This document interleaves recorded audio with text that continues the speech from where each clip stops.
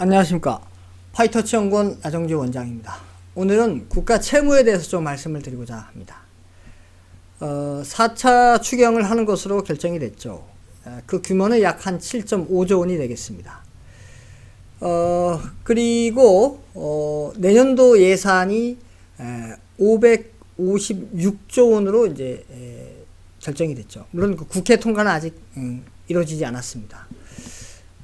이 4차 추경은 전부 적자 국채를 발행해서 조달하고 내년도 예산 556조 중에서 90조는 또 적자 국채를 발행해서 조달하는 것으로 지금 계획하고 있습니다.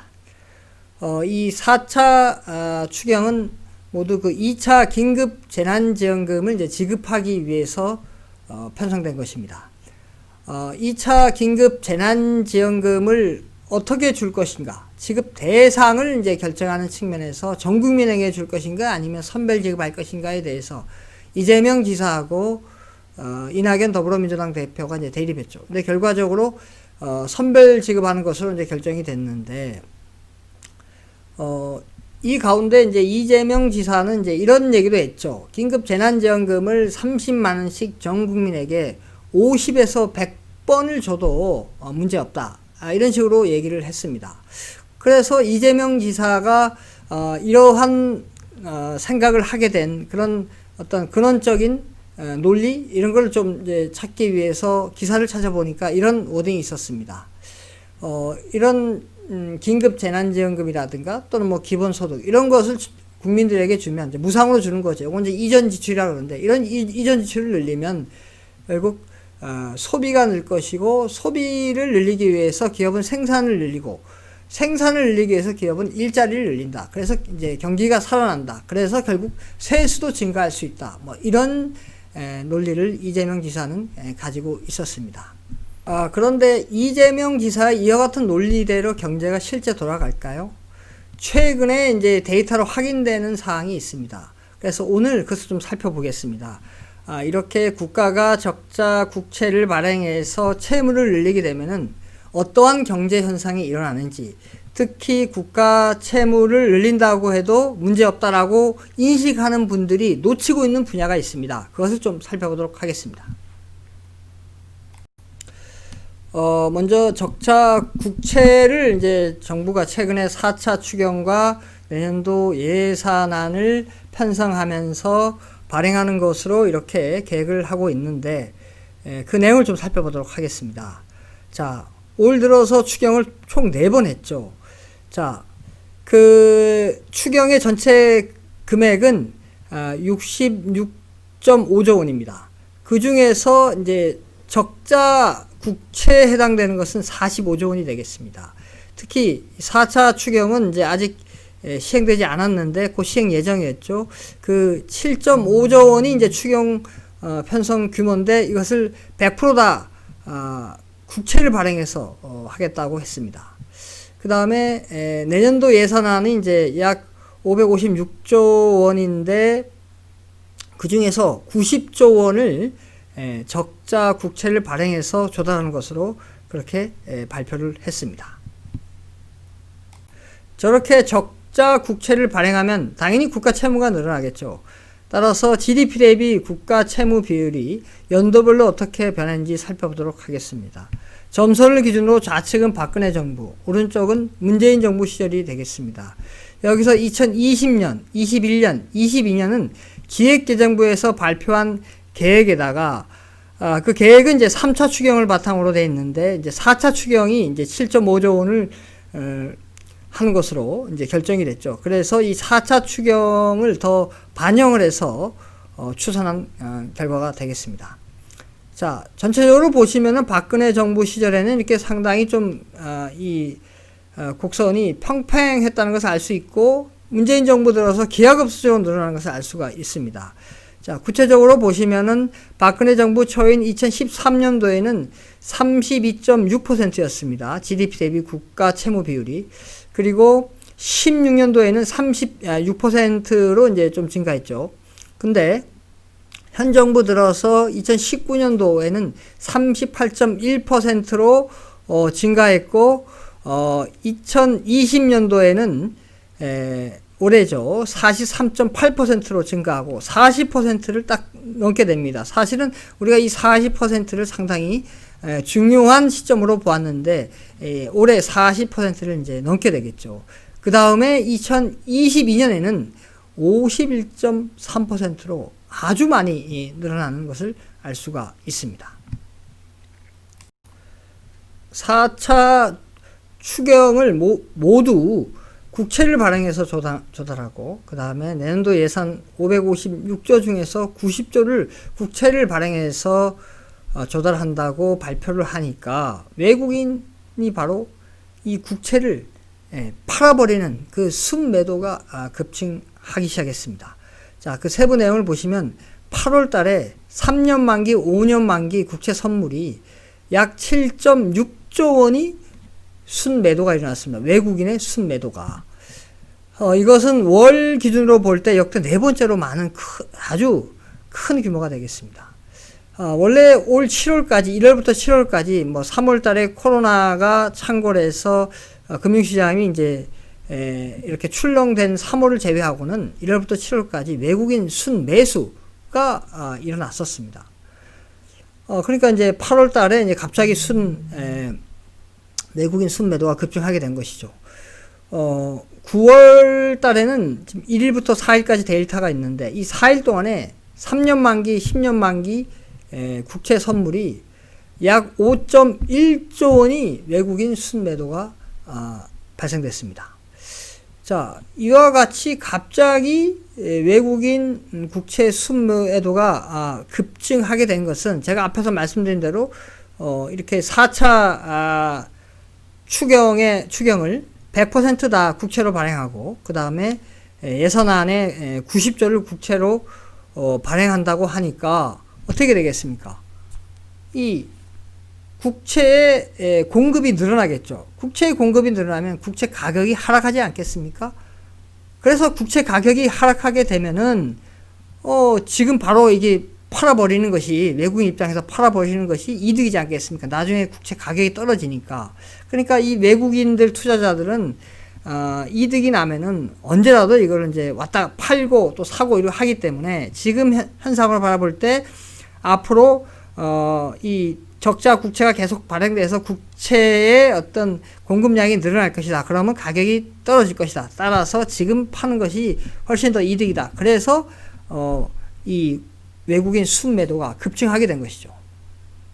자, 이렇게 외국인 순매도가 급증하면 채권의 가치가 하락하겠죠. 즉 채권 가격이 떨어지게 됩니다. 그러면 이제 채권 금리는 어떻게 될까요? 이 둘 간의 좀 관계를 살펴보기 위해서 예를 한번 들어보겠습니다. 예를 들면 이제 액면가가 10,000원이고 이자율이 10%, 10,000원에 10%면 1,000원이 되겠죠. 그리고 만기가 1년이 이제 채권이 있다고 가정하겠습니다. 그러면 총 수익률은 만기가 됐을 때 11,000원이 되겠죠. 자, 만약에 채권 가격이 10,000원에서 9,000원으로 떨어지면 어떻게 될까요? 채권 금리 또는 채권 수익률이라고 합니다. 요거를 총 수익률을 채권 가격으로 나눠줍니다. 그러면 이제 값이 1점 얼마가 나옵니다. 그래서 앞에는 1은 이제 제거하기 위해서 마이너스 1을 해주면 0점 얼마가 나오겠죠. 그거를 이제 곱하기 100 하면 그게 이제 100분율로 나타내는 채권 금리 또는 채권 수익률이 되겠습니다. 자, 그래서 채권 가격이 10,000원에서 9,000원으로 떨어지면 채권 금리는 아까 처음에 10%가 됐죠. 10%였는데 10,000원일 때. 그런데 이게 9,000원으로 떨어지면 22.2%로 인상됩니다. 즉 채권 가격이 하락하면 채권 금리는 증가하게 되어 있습니다. 상호 반비례의 관계를 갖겠습니다. 자, 앞에서 살펴본 것처럼 외국인이 순매도가 급증하니까 채권 가격이 하락하고 채권 가격이 하락하니까 채권 금리가 인상되겠습니다. 그 실제 인상된 수치를 보면 다음과 같습니다. 이 3년 만기 이 국채 금리가 8월 5일에는 0.795%였는데 9월 1일에 0.977%로 증가했습니다. 이 0.795%는 이제 사상 최저치였습니다. 그런데 0.977%로 증가한 것은 4월 29일에 1.006%였는데 그 이후에 넉 달 만에 최고치인 값이 되겠습니다. 그러니까 많이 뛰었다는 것이죠. 자, 10년 만기 이 국채 금리는 9월 1일에 1.582%로 증가했는데 이거는 5개월 만에 최고치 값이 되겠습니다. 자, 외국인의 채권 매도가 급증하니까 외국인은 이제 그것을 이제 채권 시장에서 팔았죠. 채권을 파니까 뭘로 받겠습니까? 한국 돈으로 받겠죠. 그럼 한국 돈을 받은 걸 다시 외환 시장 가서 달러로 이제 바꿔야 되겠죠. 그래서 달러로 바꾸는 수요가, 그러니까 달러 수요가 증가하다 보니까 달러의 가치는 올라가고 우리 돈의 가치는 떨어지겠죠. 그래서 원 달러 환율이 인상되게 됩니다. 이 원 달러 환율이라는 것은 달러 한 단위에 대해서, 그러니까 1달러에 대해서 우리 돈으로 얼마냐, 그것을 나타내는 것이죠. 자, 그래서 1달러에 대한 하나의 우리 돈으로 표현된 가치를 의미합니다. 그래서 원 달러 환율은 1188원 29전에서 9월 4일에 1189원 59전으로 증가했습니다. 요 증가한 것은 8월 4일에 1194원 10전 후 최고치가 되겠습니다. 최고 이제 증가하게 된 것이죠. 그러니까 원 달러 환율도 최근에 많이 증가했다는 것을 알 수가 있습니다. 즉 달러의 가치가 올라가는 것이죠. 왜냐하면 달러의 수요가 막 늘어나니까요. 요약해서 말씀을 드리겠습니다. 코로나19 사태로 인해서 이제 추경을 많이 하게 됐는데, 특히나 이제 4차 추경에서 추경 전체를 이제 적자 국채를 발행해서 조달하겠다. 그 다음에 내년도 556조 중에서 90조를 적자 국채를 발행해서 조달하겠다. 이렇게 이제 공표를 하니까 어떻게 됐습니까? 채권 공급이 증가할 것이라고 예상되죠. 그러니까 채권 가격은 하락할 것이라 예상하는 겁니다. 그러니까 이제 외국인 입장에서 나중에 채권 가격이 하락하니까 지금 팔아버려야 되겠다. 그래서 외국인 국채 순매도가 급증합니다. 이렇게 매도가 급증하니까 어떻게 되겠습니까? 국채의 가치가 하락하겠죠. 그래서 국채 가격이 하락합니다. 국채 가격이 하락하니까 반비례에 있는 국채 금리는 증가하겠죠.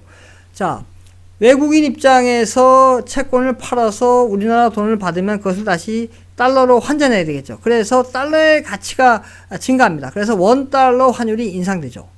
자, 국채 금리가 인상되니까 덩달아 시중 금리가 인상됩니다.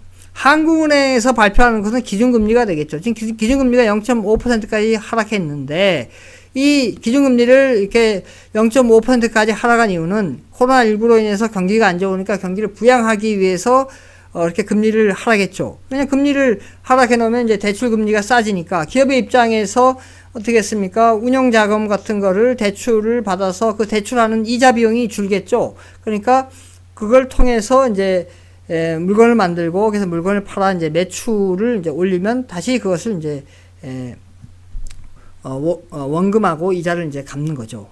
자, 그런데 이렇게 그러니까 금리가 국채 금리 인상으로 증가하니까 한국은행에서 기준금리를 낮췄음에도 불구하고 기업의 이자 비용 부담이 증가합니다. 이자 비용 부담이 증가하니까 내가 은행으로부터 빌려올 수 있는 그 돈 양이 줄겠죠. 그러니까 물건도 적게 만들고 또는 또 투자도 적게 하고, 그러다 보니까 경기가 위축이 되겠죠. 그래서 결과적으로 말씀을 드리면 이재명 지사 같은 경우에 국가 채무를 상당수 늘려도 문제 없다. 오히려 경기가 그걸 통해서 국민들에게 돈을 나눠주면 소비가 증가해서 경기가 살아난다 그랬는데, 보시는 것처럼 적자 국채를 많이 발행하게 되면은 경기가 오히려 위축되는 결과를 낳을 수밖에 없습니다. 그렇기 때문에 이 어떤 40%라는 GDP 대비 40%라는 국가 채무를 그동안 유지를 해왔던 거죠. 그런데 그거를 하루아침에 이제 무너뜨리면서 이 국가 채무에 대한 어떤 위기의식을 느끼지 못하고 있는 겁니다. 그러나 이렇게 보시는 것처럼 지금 나타나는 현상이 이렇게 경기의 위축으로 가고 있는 것입니다. 그래서 신중해야 되는 것입니다. 예, 오늘은 여기까지 하겠습니다. 감사합니다.